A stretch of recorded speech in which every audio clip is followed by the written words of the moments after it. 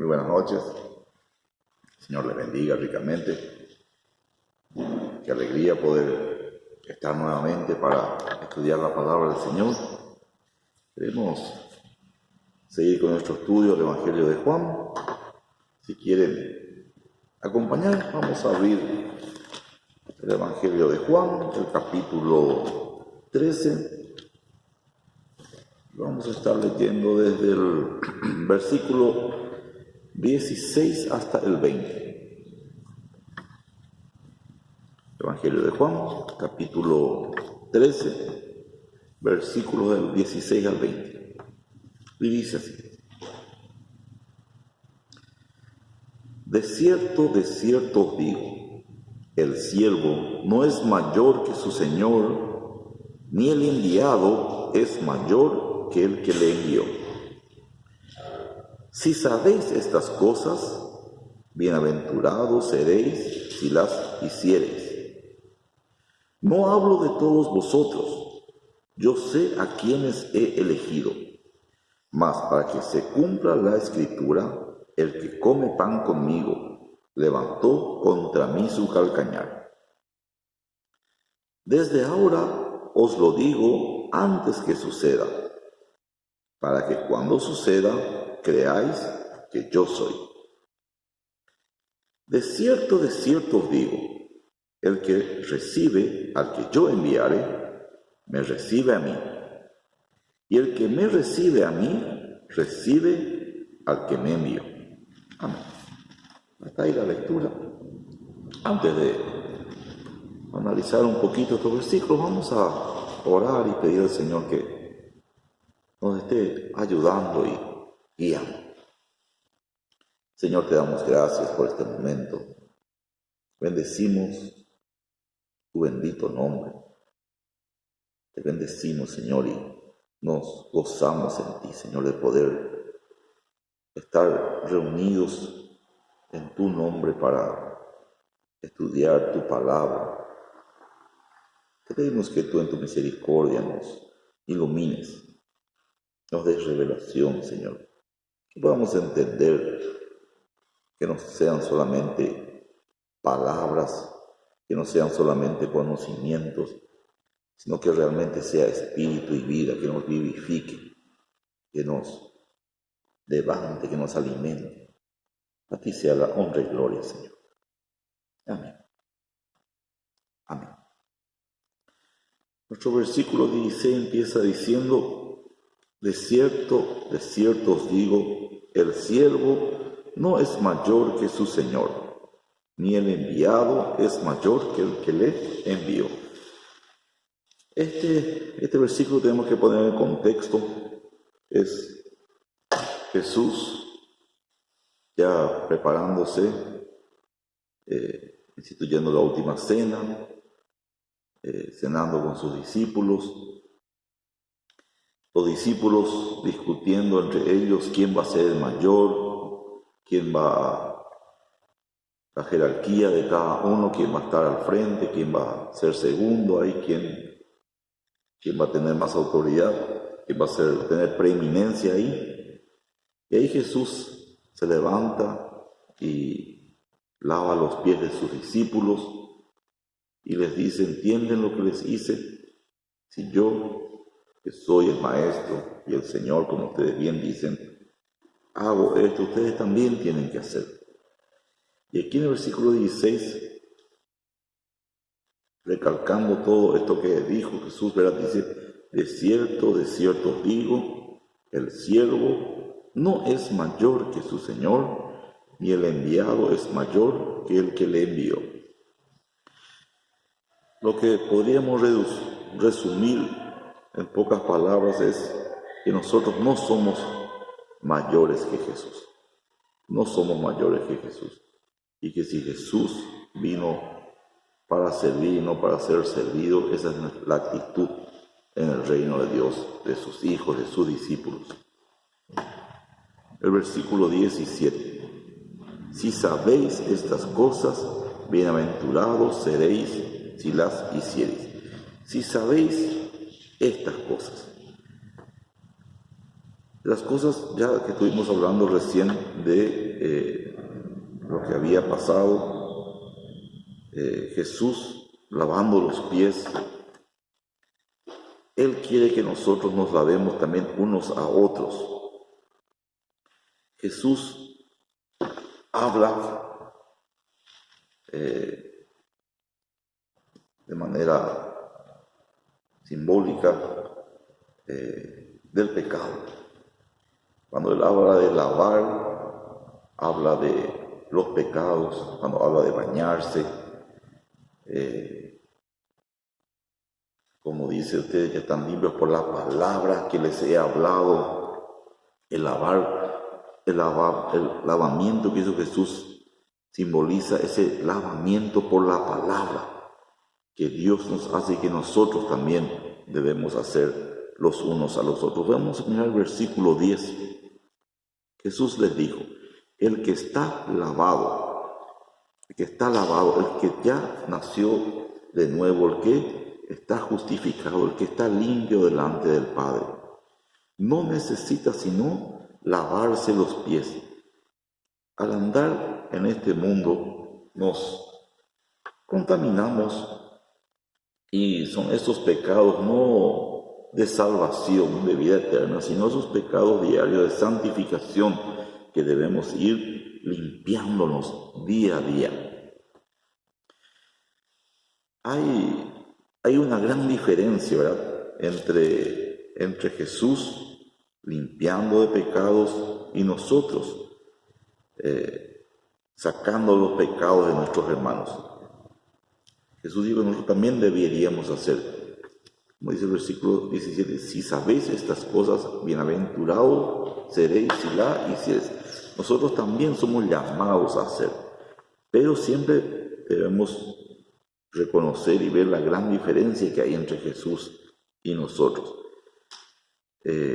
Mientras que Jesús pagó el precio y con su sangre somos, en su sacrificio, en el bautismo, en su muerte, somos bautizados en Él, somos bañados ya para vida eterna, poniendo en una posición de hijos nacidos de nuevo.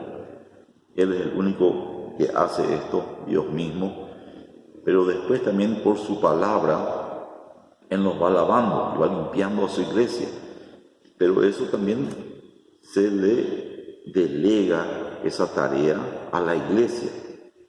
En la iglesia, entre los hermanos, debemos ir lavándonos, guiándonos, lavándonos los pies, limpiándonos, exhortándonos, enseñándonos la palabra. También hay otros aspectos en el lavar los pies que podemos incluir. Es un acto también de servicio a Dios, como por ejemplo el servir. Cuando estamos en medio de la iglesia, en medio de la congregación, en medio de los hermanos en este mundo, cuando nosotros servimos a nuestros hermanos afuera o adentro en la iglesia, acomodándole las sillas, limpiando el templo, cualquier trabajo que hagamos para comodidad, para favorecer, para facilitar, preparando un lugar, acondicionando un lugar donde pueda reunirse la iglesia. Eso es servir a la iglesia. Esta también es una forma de estar lavando los pies de los hermanos. También tenemos el orar unos por otros. La oración del justo puede mucho cuando intercedemos, cuando vemos que hay hermanos que en medio de la congregación que están tal vez lastimados, intercedemos por ellos. Cuando vemos hermanos que están pasando por diferentes pruebas, cuando vemos hermanos que están pasando por diferentes tentaciones, nosotros nos ponemos a orar individualmente y también colectivamente en la iglesia. Eso también es una forma de estar lavando los pies unos a otros, estar orando, intercediendo. El bendecir unos a otros. A veces vemos a un hermano pasar necesidad, nosotros le tendemos le pasamos la mano, o inclusive fuera de la iglesia a personas que no son del cuerpo, que también podemos bendecir, también es una forma de lavar los pies, de servicio, porque vemos que Jesús no solamente lavó los pies a sus discípulos, sino que también lavó los pies de Judas, que era el traidor, que era del maligno. Así nosotros tampoco tenemos que discriminar y rechazar a aquellos que a nosotros nos parecen que no son del rebaño. Dice que debemos hacer bien a todos, especialmente a los de la familia de la fe, pero también no dejar afuera a los otros, ¿verdad? El de bendecir, el amarnos los unos a los otros. El amor cubrirá multitud de faltas.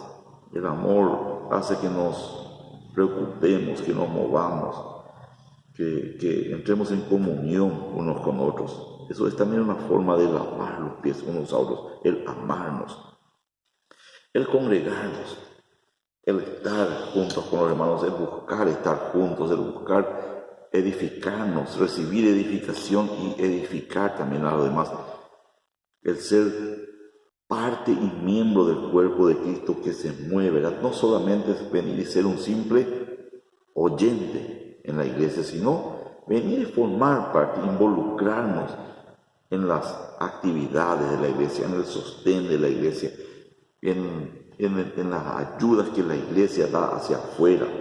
Si hay un campo misionero, también colaborar con eso. Eso es también parte de lavarnos los pies unos a los otros. Ese es el versículo 17. Versículo 18. No hablo de todos vosotros.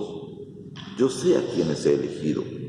Mas para que se cumpla la escritura, el que come pan conmigo levantó contra mí su calcañar. No habla de todos. ¿Por qué? Vemos el versículo 10 nuevamente. Jesús le dijo, el que está lavado no necesita sino lavarse los pies, pues está todo limpio. Pero había alguien que no estaba bañado, ¿verdad? Y vosotros estáis limpios, y vosotros limpios estáis, porque estaban bañados, aunque no todos. Había uno que no estaba bañado, había uno que no estaba bañado por Jesús, así que ese uno no era parte del rebaño. Había en este grupo del pueblo de Dios, de hijos de Dios, había un diablo. Veamos Juan 6, 70, 71. En el Evangelio de Juan se menciona dos veces. Antes de esta oportunidad también se le menciona dos veces a Judas. Y una de estas veces es en Juan 6, 71. 70 y 71, sí. Juan 6, 70 y 71 dice, Jesús les respondió, no os he escogido yo a vosotros los 12, y uno de vosotros es diablo. Hablaba de Judas Iscariote, hijo de Simón, porque este era el que le iba a entregar y era uno de los 12. También vamos a ver, Juan 12 del 4 al 5. Juan 12 del 4 al 5, ahí sí.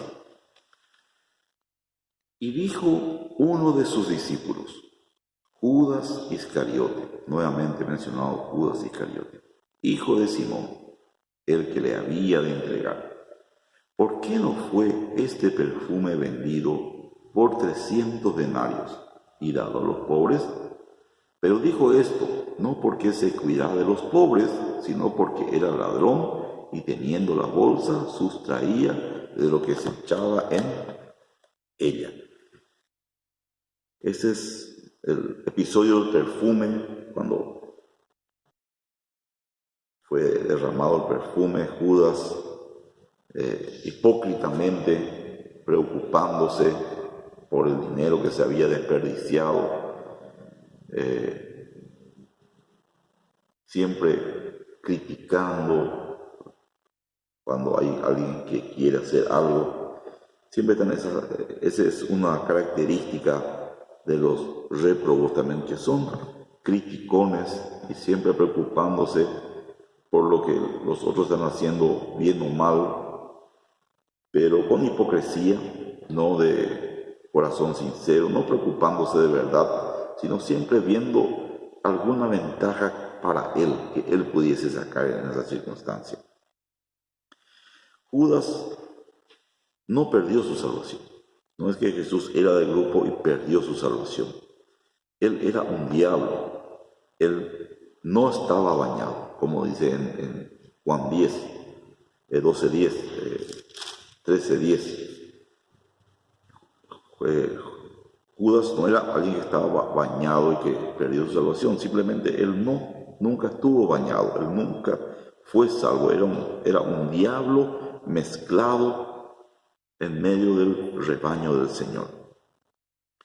Jesús no conoció a Judas Iscariote. Jesús dice, yo sé a quienes he escogido. Vamos a mirar un poquito en Juan 10:27. Evangelio de Juan, el 10:27 dice, mis ovejas oyen mi voz y yo las conozco. Jesús conoce a sus ovejas. Él las conoce. Las que son sus ovejas, Él las conoce y me siguen. Por eso Judas era un desconocido para Él, por más que estaba en el grupo. Jesús dice, yo sé a quienes he escogido. Juan 10:27. Perdón, ya leímos así. Ahí dice, yo conozco a mis ovejas. Vamos a mirar en Mateo, el Evangelio según San Mateo, capítulo 7, 21 al 23. San Mateo 7.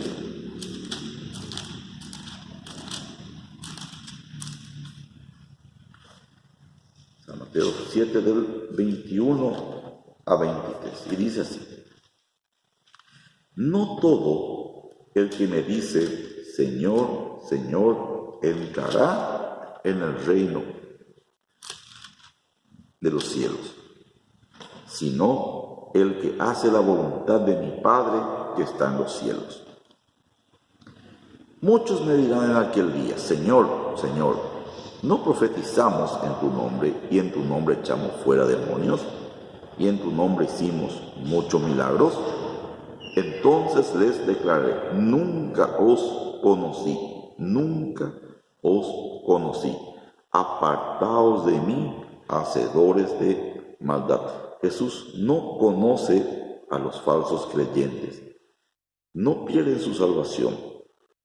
Nunca fueron salvos. Judas nunca fue salvo. Judas estaba en medio de la congregación, la cizaña creciendo junto con el trigo, juntamente ahí. Participaba de la buena palabra del Señor. Él desgustó de la gloria del poder del siglo venidero, experimentó los milagros.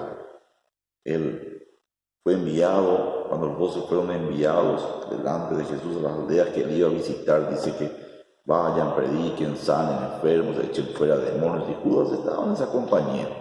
Judas fue uno de los 12 que fue enviado y oró por los enfermos y echó también seguramente demonios, porque los 12 cuando volvieron gozosos, diciendo, hasta los demonios se nos sujetan en tu nombre.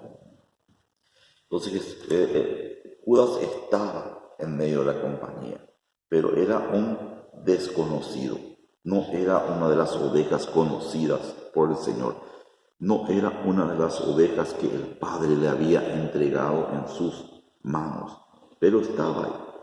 Entonces la omnisciencia de Dios conoce todas las cosas, pero este conocimiento que habla aquí no es ese conocimiento de la omnisciencia, sino es conocimiento que tiene Jesús acerca de los que son suyos, de los que son sus ovejas, de aquellos que el Padre le entregó a él. Judas tenía que estar en el grupo. Jesús también le eligió a Judas. ¿Por qué? Porque él tenía que estar en el grupo, él tenía que estar ahí.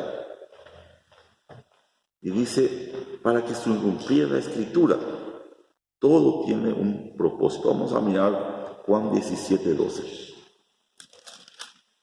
Juan 17, versículo 12. Dice,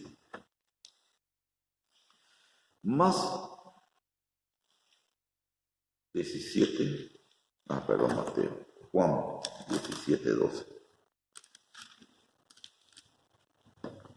Juan 17:12. Cuando estaba con ellos en el mundo, yo los guardaba en tu nombre. A los que me diste, yo los guardé, y ninguno de ellos se perdió, sino el hijo de perdición, para que la Escritura se cumpliese. Judas no era de ese grupo que el Padre predestinó y entregó a Jesús en sus manos, y que Jesús conocía como suyos. Judas era un réprobo que fue elegido con un propósito, porque todas las cosas tienen un propósito. Dios tiene un propósito en todas las cosas. Así que cuando vengan en medio de la iglesia, en medio de la congregación, falsos hermanos, tropiezos, vengan, cualquier tipo, tenemos que saber que Dios tiene el control absoluto y Dios tiene un propósito, el cual para nosotros muchas veces, casi siempre, es casi imposible el entender el por qué Dios permite esto y aquello, por qué Dios hace que estas cosas sucedan. Pero debemos estar confiados de que Dios está en control y Dios tiene un propósito. ¿Para qué Jesús metió a Judas? Para que le venda, ¿verdad? Porque así tenía que ser, porque hay un propósito superior en la mente de Dios, en los planes de Dios. El que come pan conmigo, vamos a mirar profetizado también, Salmo 55, versículo 12 al 14. Salmo 55. Ya David también fue traicionado y profetizó y era una figura de Cristo, ¿verdad? Entonces, en Salmo 55, versículo del 12 en adelante dice, porque no me enfrentó un enemigo, lo cual habría soportado, ni se alzó contra mí el que me aborrecía, porque me hubieras ocultado de él, sino tú, hombre, al parecer íntimo mío, mi guía y mi familiar, que juntos comunicábamos dulcemente los secretos y andábamos en amistad en la casa de Dios. Esto me hace recordar que también Jesús mojó el pan cuando en la Pascua, ahí cuando comieron el Cordero Pascual, cuando comemos un asadito, cuando comemos en la fuente donde se corta el asado, siempre se junta ahí abajo el jugo de la carne, ¿verdad? Es una delicia. ¿Y quién alguna vez no mojó su pan ahí en el jugo, ¿verdad? Para comer. Y dice que Jesús agarró el pan y mojó el pan y se lo dio a Judas. Había 12 discípulos ahí, a quien él podía mojar el pan y invitarle, ¿verdad? Y Judas habrá interpretado esto como una señal de aprobación, una señal de mimo hacia él, que Jesús a él le había dado ese pan mojado, ¿verdad? Y casi estaba cumpliendo estas profecías. Vamos a mirar también Salmo 41:9. Dice: aún el hombre de mi paz, en quien yo confiaba, el que de mi pan comía, alzó contra mí el calcañar. De este hombre de que habla, que inspiró estas profecías, era David, que escribía, y era Aitofel. Aitofel, que era uno de los consejeros más sabios y más cercanos a David, que le traicionó. También podemos recordar en similitud a Jesús con Judas, David con Aitofel, y Aitofel se fue después de que traicionó a David, se fue y se ahorcó. Lo mismo que hizo también Judas. Quiero recordar una frase de Charles Spurgeon, cuando estaba dando un discurso delante de una clase de futuros pastores. Él dijo: 10 años de trabajo pastoral no consumen tanto nuestra vida como lo consume en unas horas Aitofel el traidor o Demas el apóstata. Los traidores causan un daño terrible en los siervos del Señor. Así como David tuvo que soportar a Aitofel, así como Jesús tuvo que soportar a Judas, y así como Pablo tuvo que soportar a Demas, el apóstata, también nosotros, si seguimos al Señor, tenemos que soportar toda clase de traiciones, toda clase de engaños muchas veces, aún de aquellos que nosotros consideramos parte de la familia en la fe, parte de la hermandad. No nos debe sorprender que surjan este tipo de traiciones, este tipo de apostasía en medio. En todos los tiempos ya ocurrió y ocurre y va a seguir ocurriendo. Versículo 18, 13-18. Estamos viendo: no hablo de todos vosotros, yo sé a quienes he elegido, mas para que se cumpliese la escritura: el que come pan conmigo levantó contra mí su calcañar. Esto de comer pan juntos habla de intimidad, una persona íntima que estaba en comunión, ahí estaba en una forma especial, como recordé recién que Jesús había empapado el pan y se lo había invitado a Judas. Habla de una intimidad, en un lugar privilegiado que se le dará. Y termina diciendo: levantó contra mí su calcañar. Estuve leyendo unos comentarios y hace alusión a una figura de un caballo que cuando se levanta, ¿verdad? Y baja sus dos patas delanteras en forma de ataque contra una persona. De ese sentido, en un comentario que estuve leyendo, habla de este calcañar, de un ataque de un caballo con sus patas delanteras, ¿verdad? Versículo 19. Desde ahora os lo digo, antes que suceda, para que cuando suceda creáis que yo soy. Jesús tranquiliza a sus discípulos, les da seguridad para que cuando le traicionen, ellos sepan que Él es. Ustedes cuando estas cosas sucedan, ustedes no se escandalicen, ustedes sepan que yo soy. Jesús sabe todo lo que va a pasar. Él ya conoce de antemano la jugada. Cuando le dice a Judas, ¿verdad?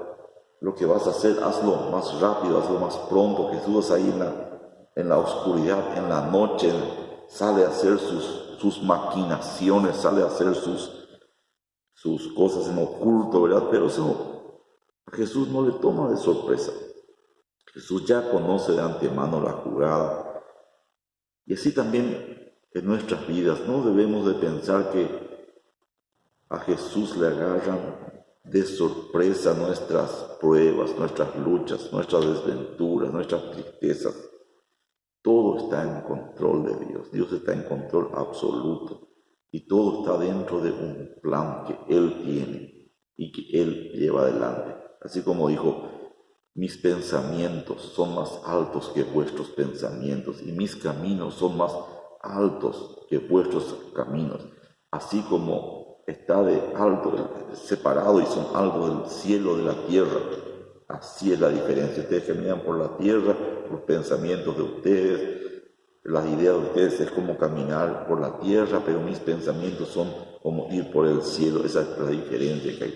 Esa es la altura que separa sus pensamientos, sus planes de nuestros planes. Y debemos de confiar, y eso debe ser un consuelo para nosotros. Versículo 20. De cierto os digo, el que recibe al que yo enviaré, me recibe a mí, y el que me recibe a mí, recibe al que me envió. Judas, el falso creyente, infiltrado, causó un desastre. Así también los infiltrados son los que causan los desastres, los estragos, causan los escándalos en medio de la iglesia. Una división trae vergüenza al evangelio, a la iglesia, pero eso es normal. Los falsos creyentes metidos en medio son los que traen esta vergüenza, son los que traen las divisiones, son los que traen los escándalos. Los maduros en la fe que están en medio de la iglesia ya están con los ojos puestos en Jesús. A estos ya no les mueve estos escándalos, ya no les hace mover el piso porque ya tienen la mirada puesta en Jesús. Pero los nuevos, los aún neófitos, muchas veces se escandalizan a causa de esto. Tal vez dicen, ¿para qué ir a la iglesia si no son diferentes al mundo? Y a estos son los que hay que muchas veces cuidar, alentar. Para los nacidos de nuevo, hay que alentarles, hay que confirmarles en la fe. No hay que cansarse que cuando flaquean a causa de algún problema, a causa de algún inconveniente, ¿verdad? Los maduros en la fe ya no les mueve tanto, pero siempre hay que estar cuidando a los pequeños, ¿verdad? Como le dice el Señor a Pedro, ¿verdad? Cuida de mis pequeños. Vamos a mirar el Salmo 121:1. Una palabra de consuelo en medio de los escándalos, en medio de la vergüenza, en medio de la apostasía de personas que tal vez confiábamos y habíamos puesto nuestra confianza y sentimos que se desmorona todo a nuestro alrededor, que donde estábamos pisando, ¿verdad? Se queda resbaloso, ya no firme. Debemos recordar el Salmo 121:1. Alzaré mis ojos a los montes. ¿De dónde vendrá mi socorro? Debemos recordar esto. Debemos recordar. Cuando vienen las pruebas, Dios está en control. Dice que las pruebas justamente son traídas muchas veces por Dios para zarandear justamente a la iglesia. Vamos a mirar en 1 Corintios, capítulo 11, versículo 19. 1 Corintios, capítulo 11, versículo 19. Dice así.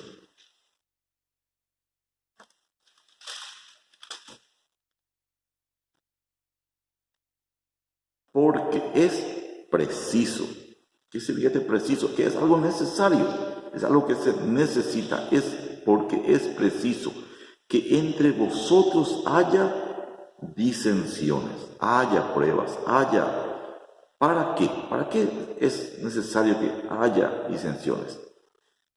Para que se hagan manifiestos entre vosotros los que son aprobados. Si siempre todo va bien, ¿cómo va a ser muy difícil distinguir de quiénes son los verdaderamente hijos de Dios, en quienes se puede confiar, esos clavos firmes clavos de honra, donde se puede colgar responsabilidad, si nunca hay un temblor, nunca hay una zaranda? Entonces el Señor mismo trae estas zarandas en medio de la iglesia para que se vaya limpiando. Y para terminar, como conclusión, una pequeña exhortación: no te apartes de Cristo por ningún pastor, ningún hermano que haya fallado, que haya caído en algún escándalo, porque nadie que traiga tropiezos debería hacernos dudar del amor de Dios. Ninguna traición, aún de personas que tal vez están en eminencia, que son personas aparentemente confiables, deben hacer que dudemos del amor, la fidelidad de Cristo Jesús, porque justamente muchas veces también somos nosotros muy dados a idolatrar a personas, a organizaciones, que somos muy propensos a apartar nuestra vista de la centralidad y suficiencia de Cristo Jesús. Nunca debemos olvidar las palabras que dicen: maldito el hombre que confía en el hombre, que confía en la organización, que confía en métodos, que confía en cualquier cosa que no sea Cristo Jesús. Pero bendito todo aquel que confía en Dios. Esta apostasía, esta traición de Judas nos enseña que debemos poner toda nuestra esperanza, toda nuestra mirada solamente en la centralidad de Cristo Jesús, y recordar que aquel que comenzó la buena obra en nosotros la llevará a su buen fin, a buen término en Cristo Jesús, hasta el día de Cristo Jesús, la manifestación gloriosa de Cristo Jesús. Amén. Gracias por compartir. Nos encontramos este fin de semana en las reuniones de la iglesia, y el próximo jueves vamos a seguir analizando el libro de Juan. Vamos a terminar con una pequeña oración y nos quedamos despedidos.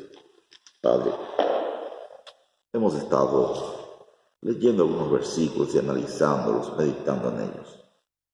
Te pedimos que podamos seguir meditando, rumiando una y otra vez estas palabras, y que sean verdadero alimento espiritual para nosotros. Que podamos ir conociéndote y entendiéndote día a día, conforme a tu perfecta voluntad, que tú nos vayas guiando. En el nombre de Jesús. Amén. Amén. Muchas gracias. Nos vemos en las próximas reuniones.